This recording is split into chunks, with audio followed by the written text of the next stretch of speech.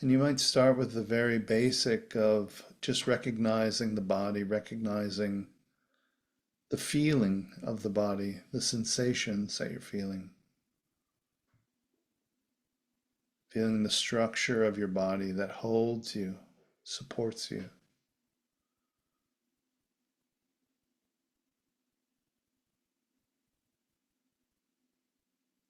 Tuning into your breath, feeling how this body receives breath and lets go.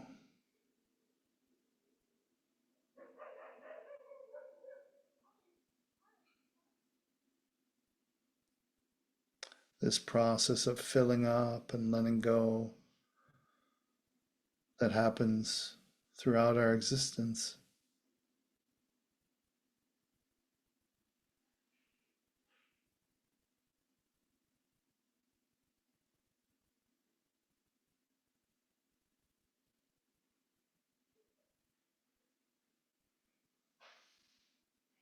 And it's helpful at times to remind ourselves as we breathe in, breathing in this oxygen from the atmosphere, from the plants, the trees. We take it in and we breathe out this carbon dioxide, which is taken up by the trees and the plants around us. And it's helpful. It's helpful for us to see our place in the ecosystem.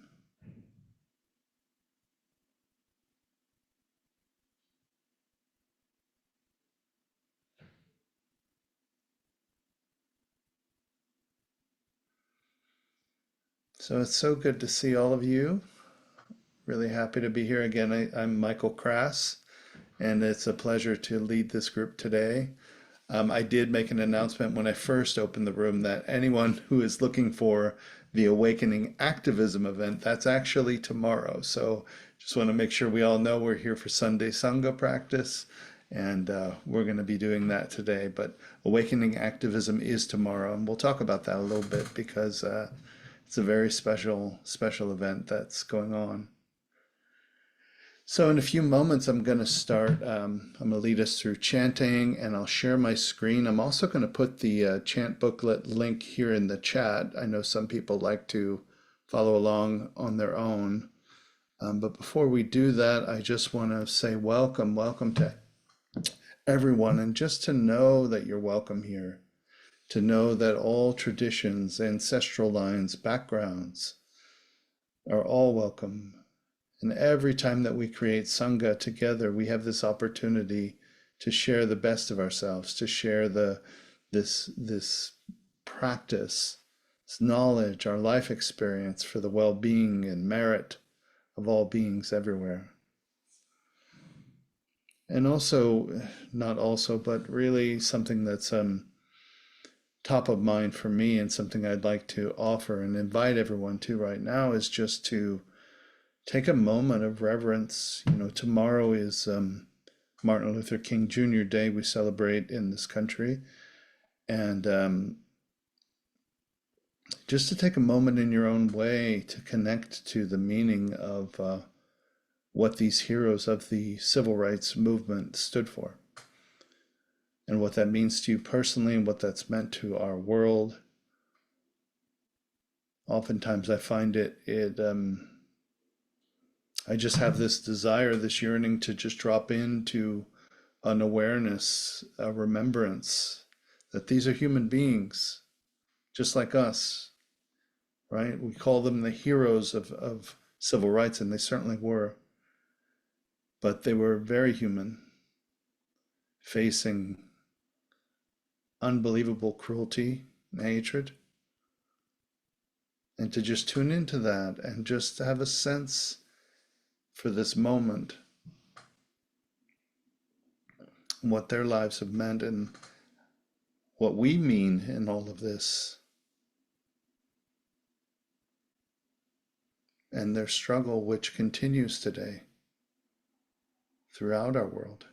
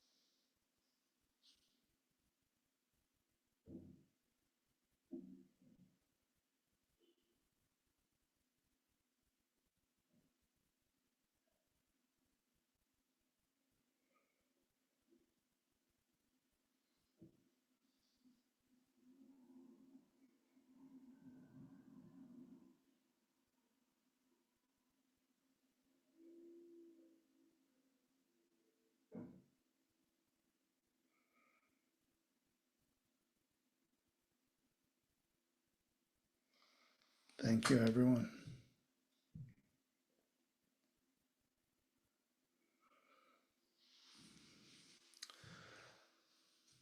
Okay, so we're going to begin with our chanting practice for today. I'll go ahead and share my screen, and I did include it in the chat here. I'll put it in again in case some folks have just gotten in.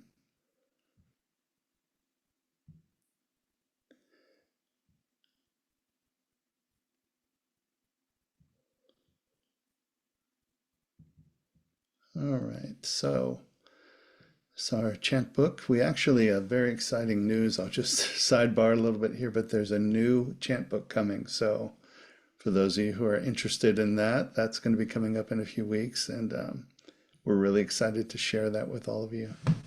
So here we are. We're on page 1. Namo Tassa, homage to the Blessed, Noble, and Perfectly Enlightened One. So we'll start with 3 times, and then we'll do the English right after, and we'll do the triple jewel right after that. Okay, let's begin. I'm actually going to ring my bell today because it feels like the right thing.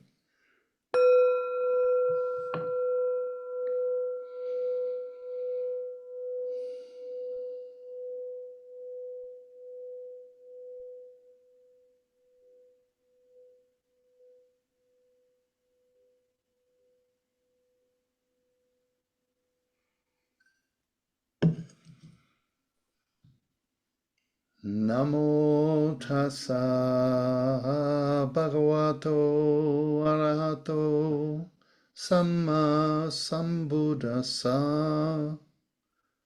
Namo tassa bhagavato arahato samma sambuddhassa. Namo tassa bhagavato arahato samma sambuddhassa. Homage to the blessed, noble, and perfectly enlightened one. Homage to the blessed, noble, and perfectly enlightened one. Homage to the blessed, noble, and perfectly enlightened one. Now the triple jewel. Buddham saranam gacchami. I go to the Buddha for refuge. Dhammam saranam gacchami. I go to the Dhamma for refuge. Sangham saranam gacchami. I go to the Sangha for refuge. Dutiyam pi Buddham saranam gacchami. For the second time, I go to the Buddha for refuge. Dutiyam pi Dhammam saranam gacchami. For the second time, I go to the Dhamma for refuge. Dutiyam pi Sangham saranam gacchami. For the second time, I go to the Sangha for refuge. Tatiyam pi Buddham saranam gacchami.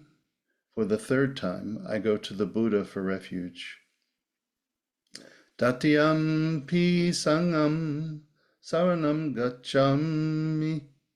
For the third time, I go to the Dhamma for refuge. Tatiyam pi Buddham Tatiyam pi Sangham saranam gacchami.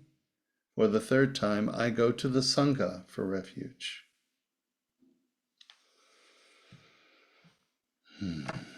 So just letting these opening chants really open your heart, feeling the vibrations of the sounds in your body, how it feels to pronounce, how it feels to allow that flow into your space.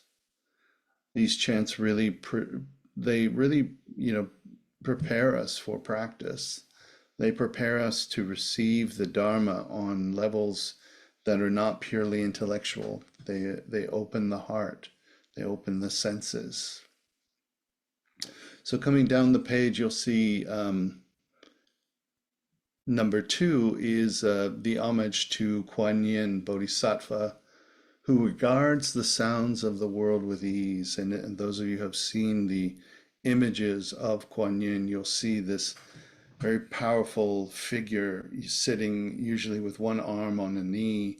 And you'll see it's just this waiting, this presence, this listening, ready to hear, ready to receive. So we'll do this homage, we'll do this mantra 3 times in homage to Kuan Yin. Namo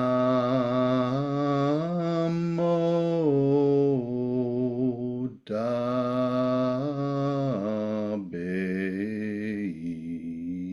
Quan Shi Yin Bu Sa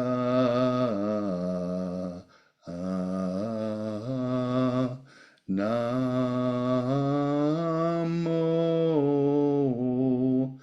Tabe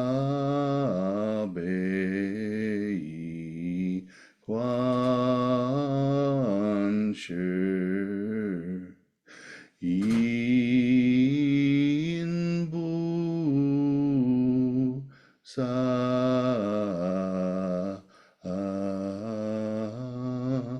Namo Tabe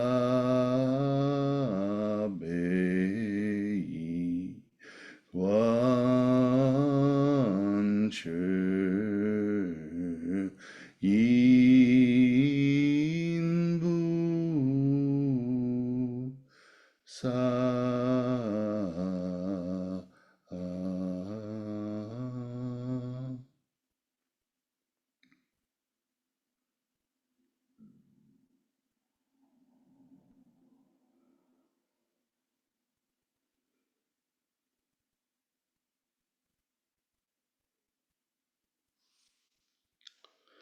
So continuing, friends, down to the page in just a moment.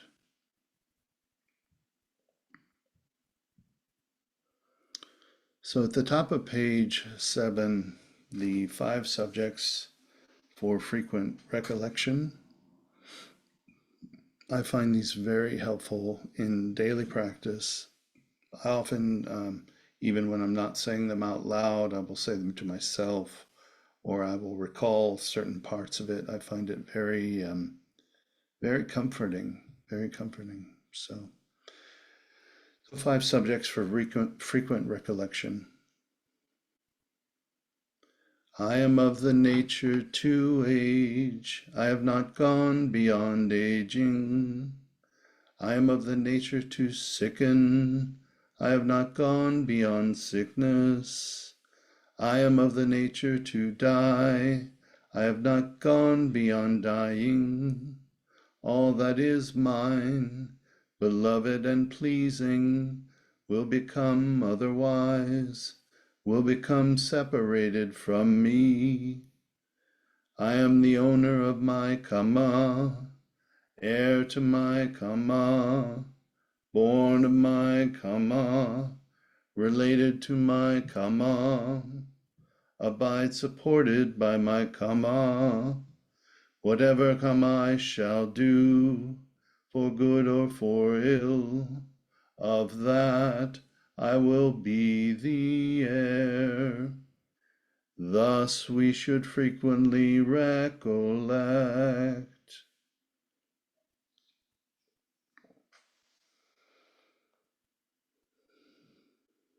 And finally, just going to invite you to come back up to the mantra page. And this is one that we don't do so often here, but I really like it. It's one of the first mantras that I learned years and years ago, and I just feel it so deeply to do it before I practice.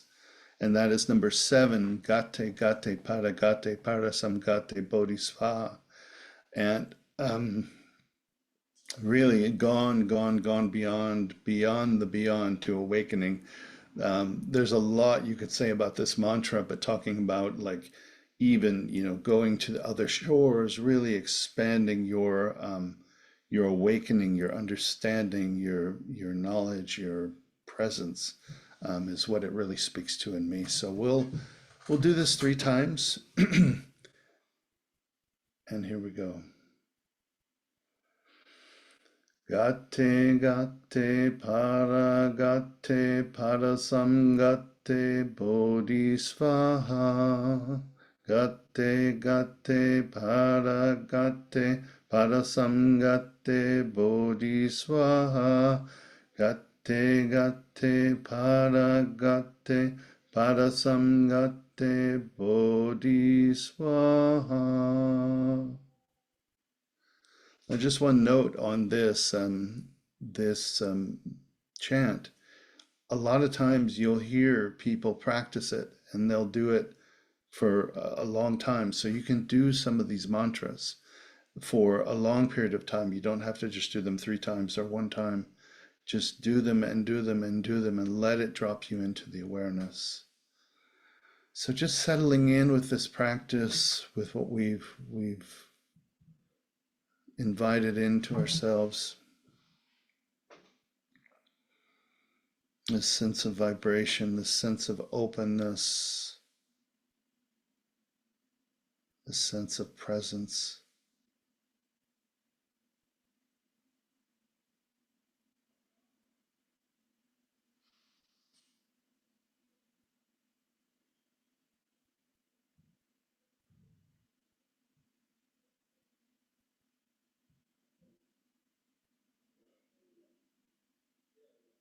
Settling into this body, to this time and this space that we're in.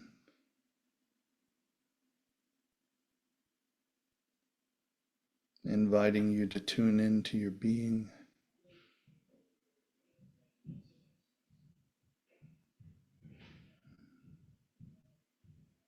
And we tune in here first so that we can connect with others, connect with our world, sentient beings.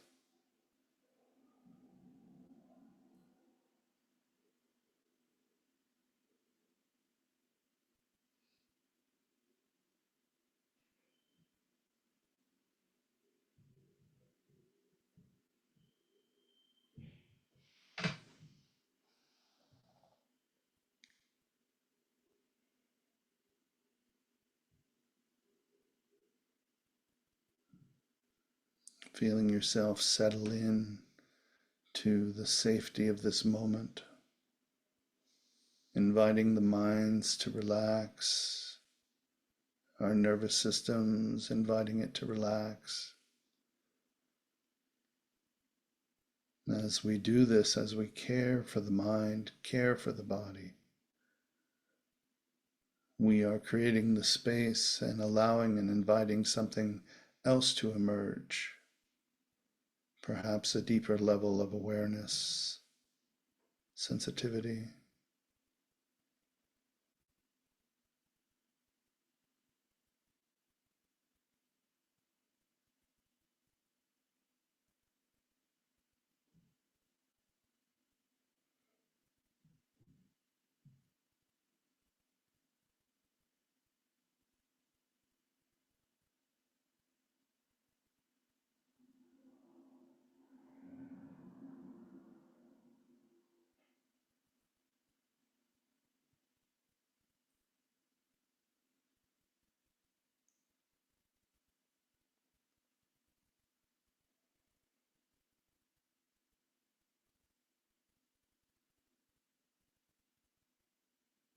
As you start to drop in and tune in to your body and mind and presence,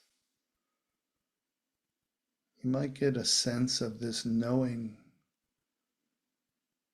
this deepening into this deep radiance in yourself, this knowing.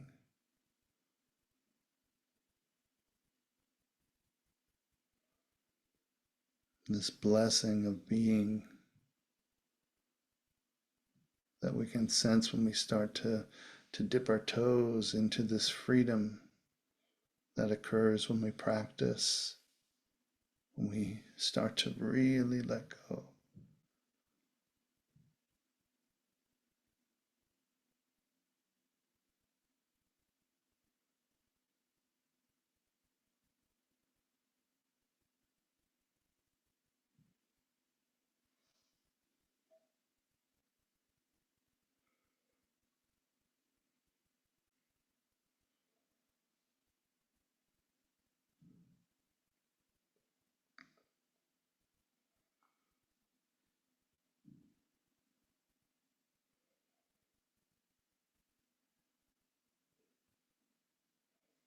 This sense of letting go, this recollecting this venerable teacher, Venerable Panavati, who taught about letting go in meditation. That it's this moment that we push off from the shallow end into the deep water.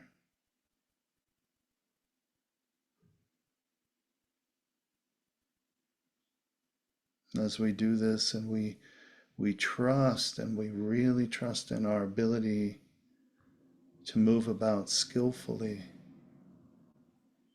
we start to settle in.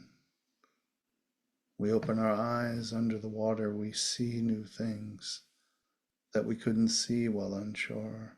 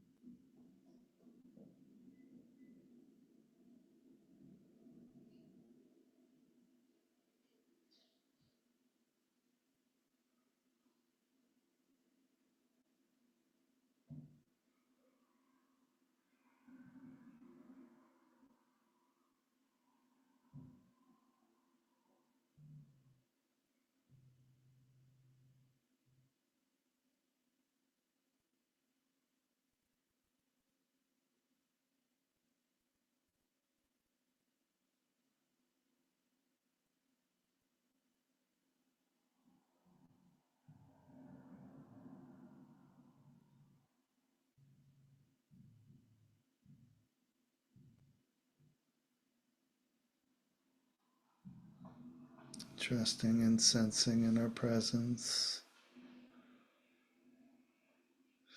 With each breath, trusting the Buddha, the awakening in ourselves. Trusting the Dhamma, the path to end suffering. And trusting the Sangha, this community of beings. We're all navigating life.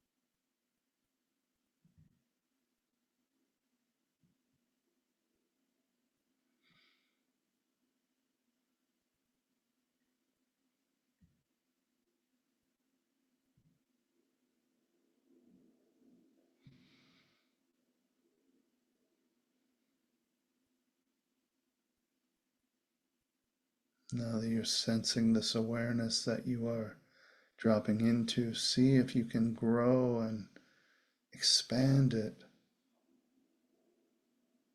in your own way.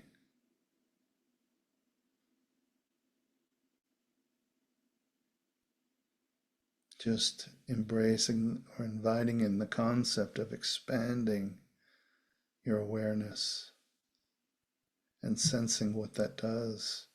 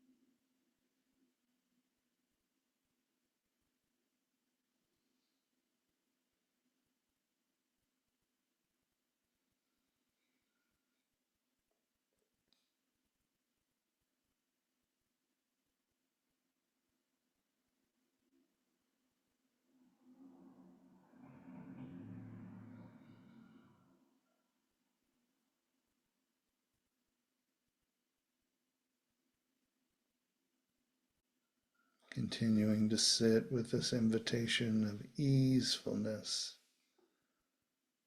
easeful presence.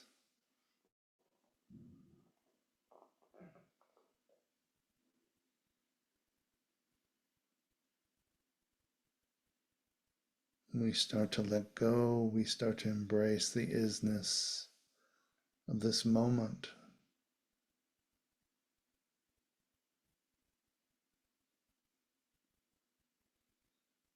And perhaps even sense the infinite amount of love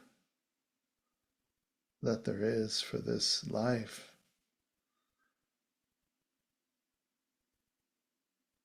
That's beyond words.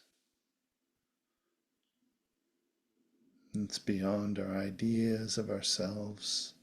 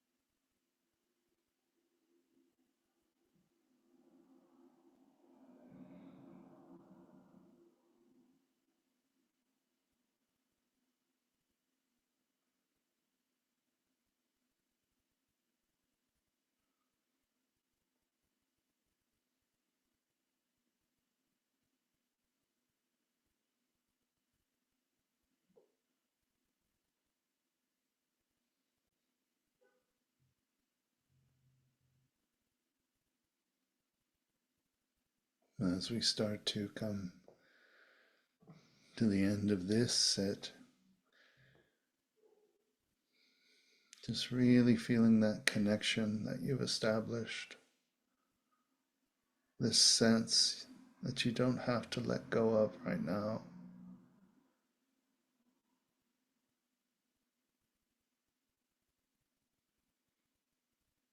This deep connection that's always there.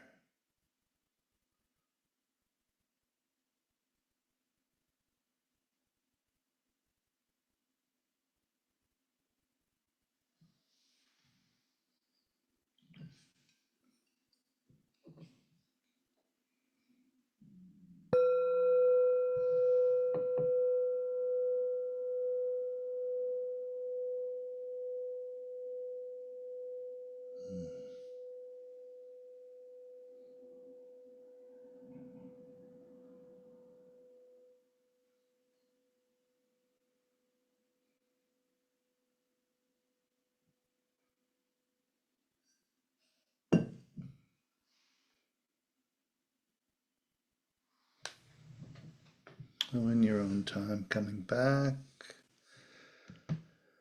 to the room, back together. And thank you for your practice.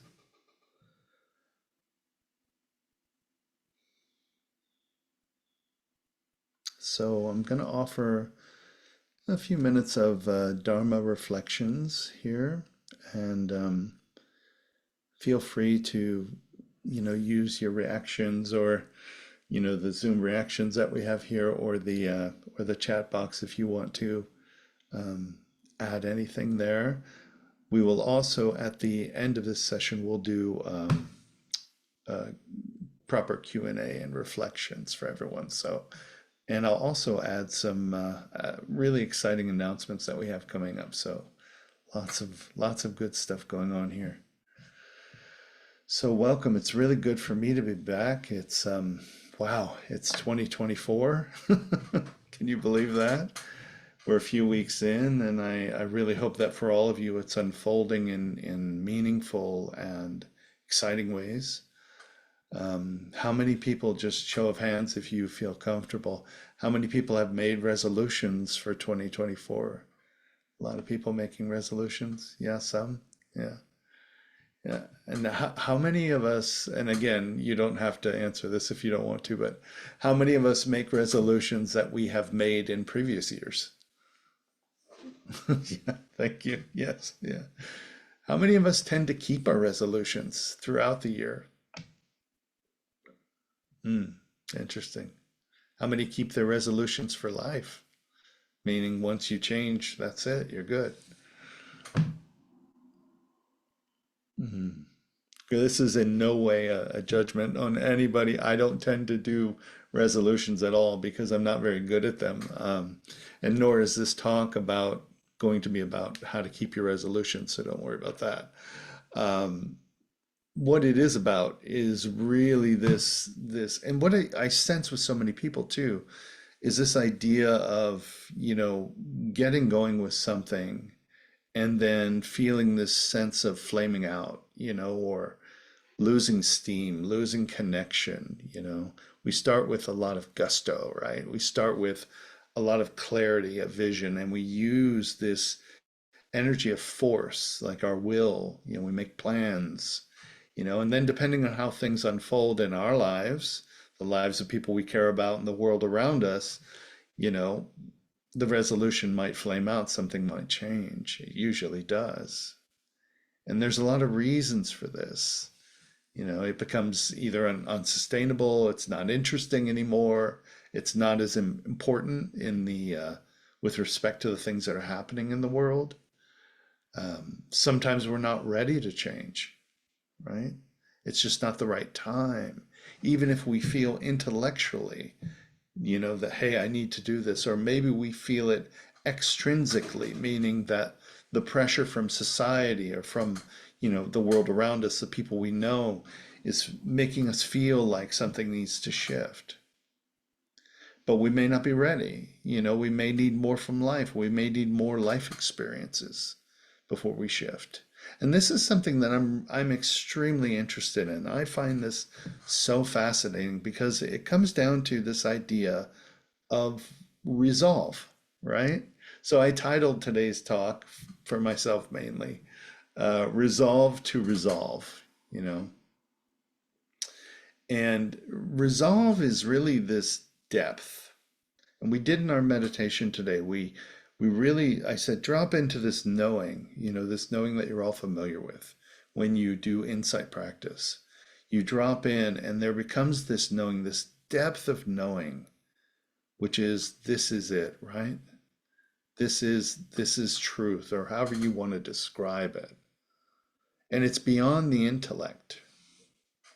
And it's beyond what we should do and should not do. So when we talk about change in our lives, and I'm not talking about resolutions anymore for New Year's, I'm talking about real change, it comes from this place. It comes from this sense of resolve, this true knowing. And so we resolve that life is going to be different.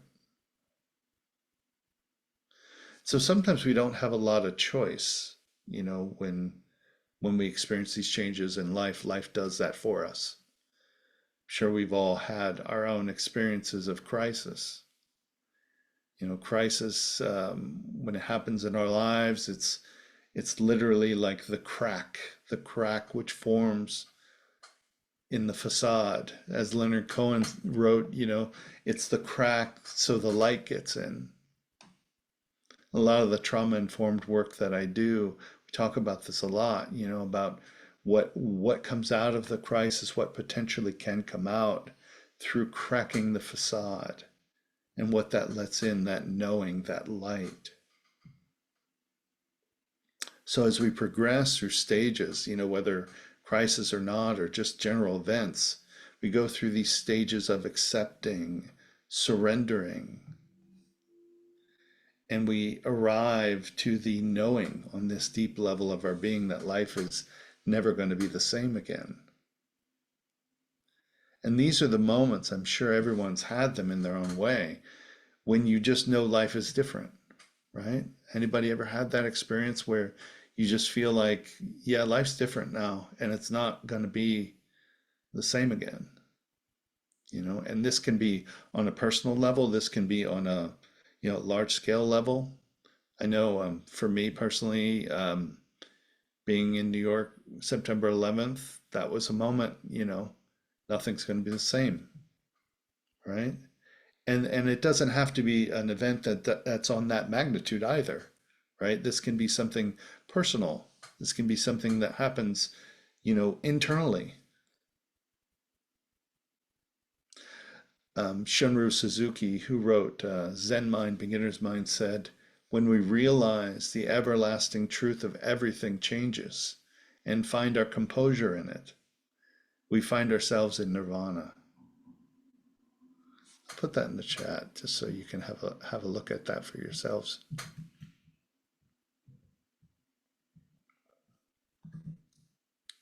So that's when we realize the everlasting truth of everything changes and find our composure in it, we find ourselves in nirvana.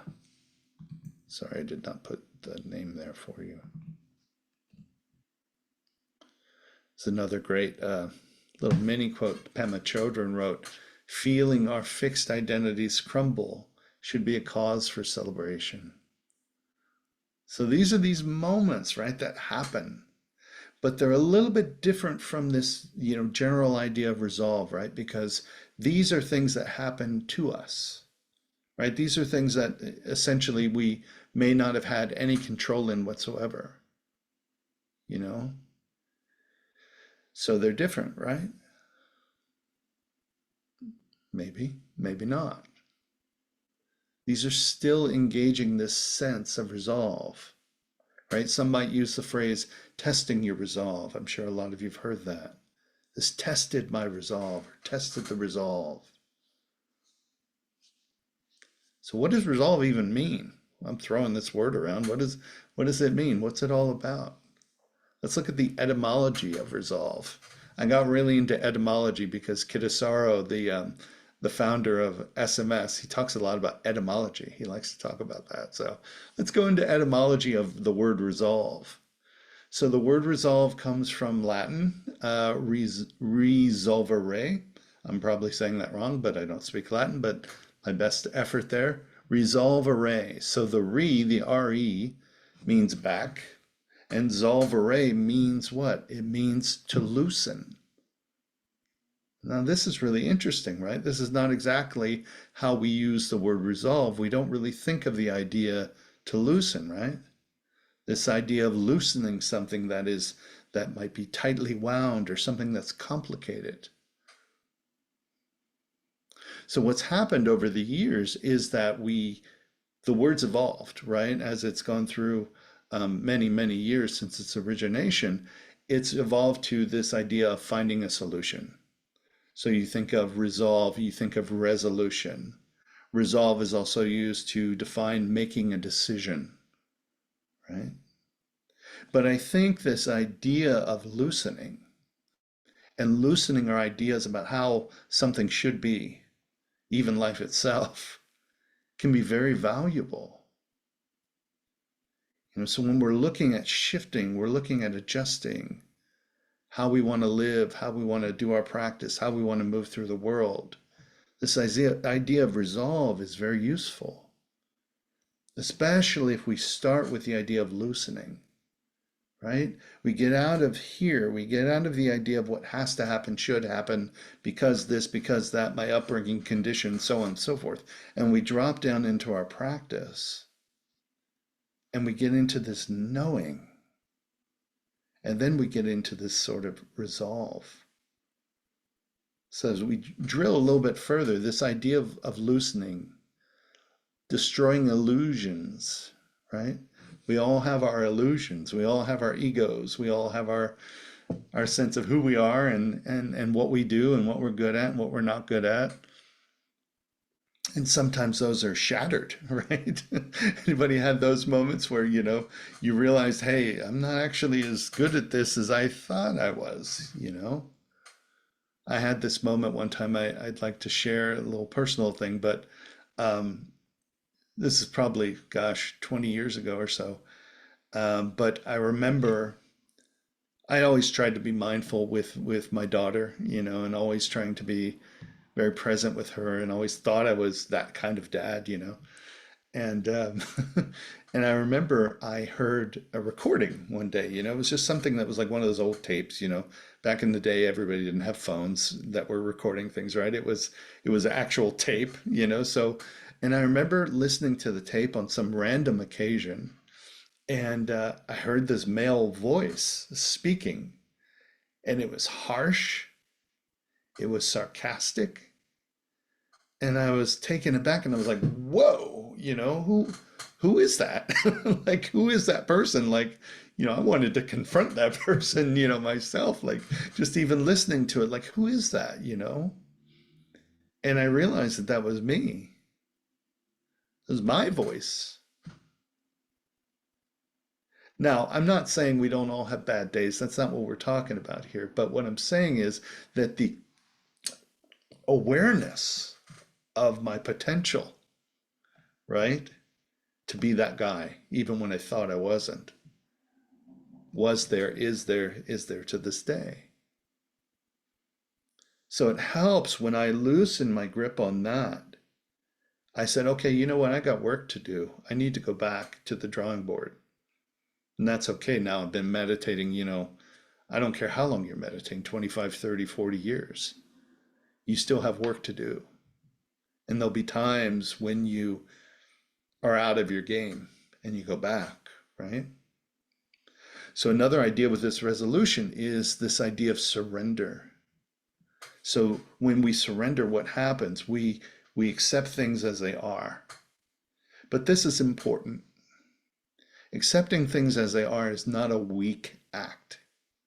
We accept things as they are with nobility, right? And as we do that, this is a big step in actually easing suffering. Next part of this is awakening.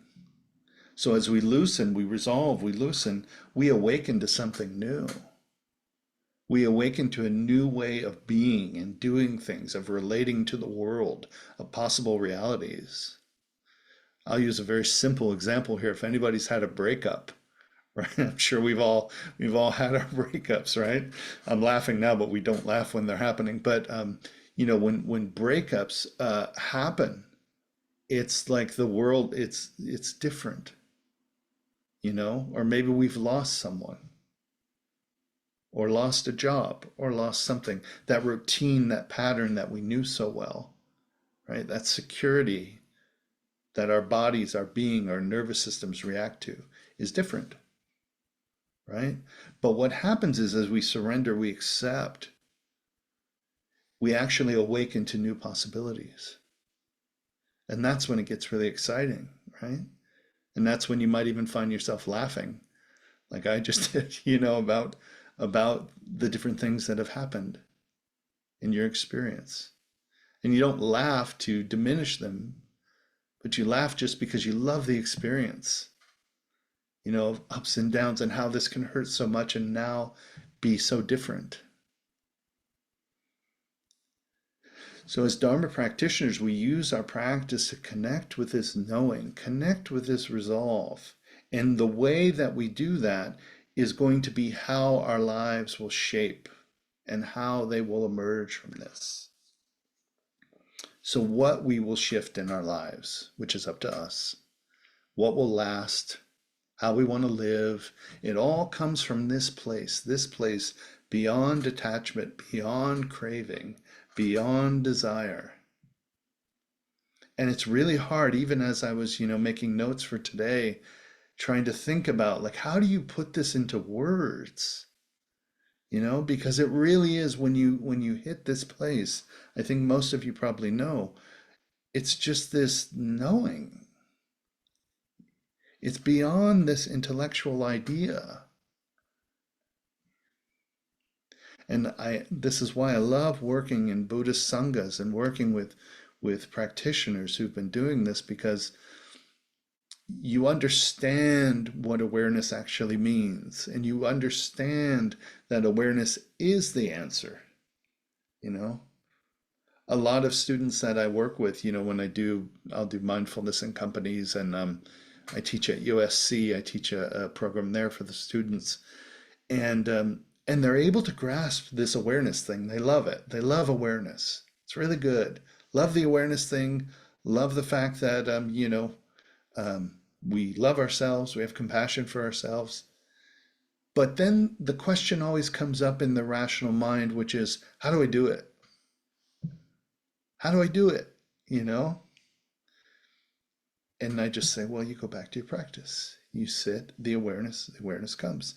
Now, we have our guideposts, right? We have the Eightfold Path, we have the Four Noble Truths. We have a lot of teachings out there that can help keep us on the path.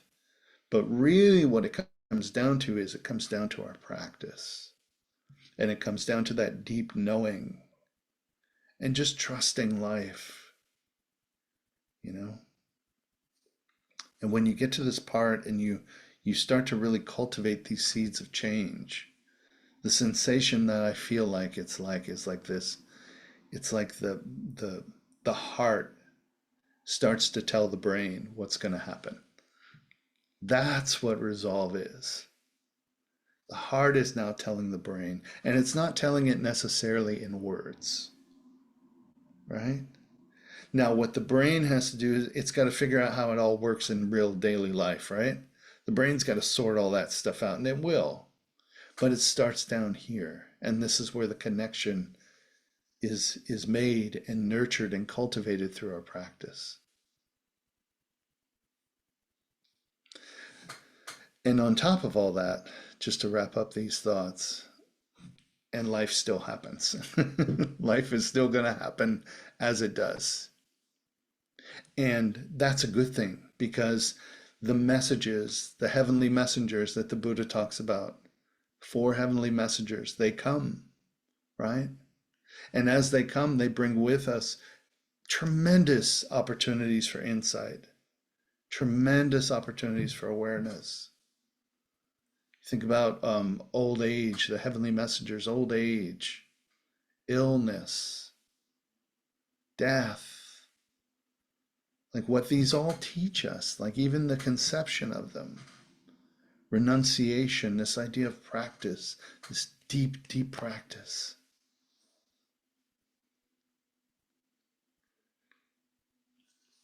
So I want to conclude today, and thank you all for listening and your presence.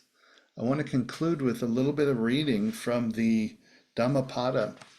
The Dhammapada is, these are, verses of the Buddha, what the Buddha said. The version I like a lot, many of you probably know it's very popular. It's the one by Gil Fronsdal.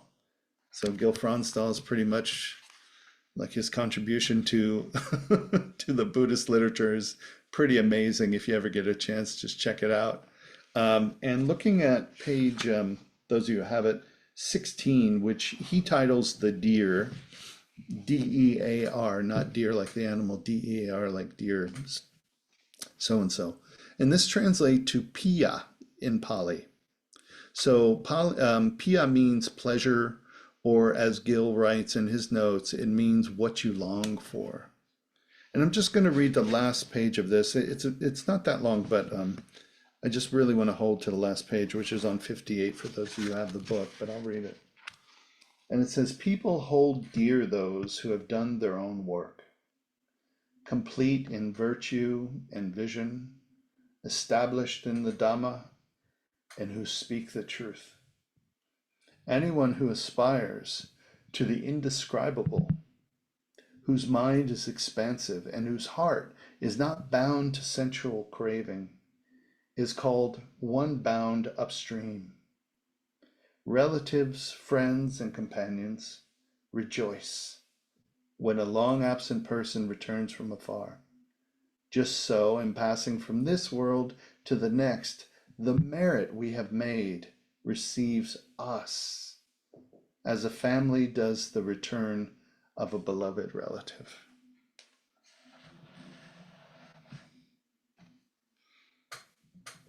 So thank you all very much for today. Thank you for sharing these thoughts. Thank you for your time and attention, sharing this space. I want to close with the transference of merit, and then I'll share a few events before we do our Q&A for those who are interested. So may all blessings generated from this practice adorn the Buddha's pure lands, repaying the kindness of the awakened ones, the ancestors, and all beings, while aiding those suffering in all realms. May all who hear this Dharma bring forth the resolve of Bodhi, of awakening, as we purify and transform obstructive karma.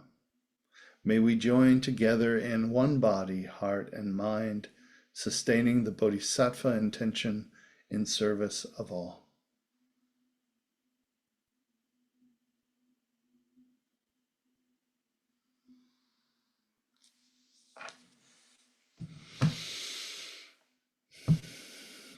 So, thank you all. I'm just going to share a few links down in our chat box here for anyone who's interested. We do have a little bit more going on than usual, so it's kind of exciting. Here, I'll just put it in there. I'll tell you a little bit about each one. So the first link you'll see there is our SMS YouTube channel. So our YouTube channel, I don't know if you've seen it, but if you haven't, you should really check it out.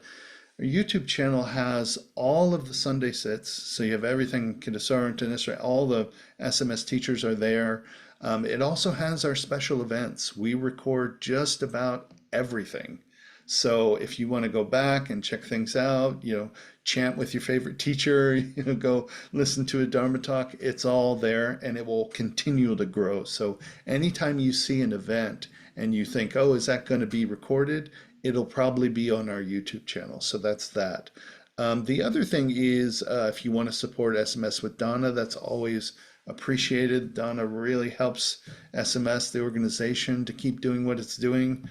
Almost all of the events at SMS require no charge at all. So it's really helpful if folks can help out. The next thing is what I mentioned at the beginning, and this is the Awakening Activism Forum. This is tomorrow. So tomorrow on Martin Luther King Day, This is going to be a really special event, this forum. Check out the event page because I can't even tell you how many people are on it as far as guest speakers. There's a lot of guest speakers, a lot of people who are going to be sharing thoughts. It's going to be a really nice event there. And then two other things, living the sacred vow, which for those of you, I know a lot of people are interested in monastery life and what's it like to be a monastic. So Tanisara Melzeki, who leads our Great Compassion Mantra class, and Sumeda, who teaches a lot of classes, including the Sunday Sangha, will be there. They're all former monastics. So they're going to talk and share, and you can ask questions. It's going to be really cool. So that's coming up January 28th. Just so you know, if you're a regular Sunday Sangha member or attendee, you can just log in as usual, and that event will correspond with this event too. And then finally, we have a new class coming up, which is really exciting. Living the Sacred Path. This is a 5-week class. It's going to focus on the parami and devotional practice, and that's with Sumeda, who, like I just mentioned, a former monastic, fantastic teacher. So I hope those of you who are available can check that one out. So thank you all so much. Those of you who want to hang around and talk and share your reflections, I really appreciate everybody today, and go well.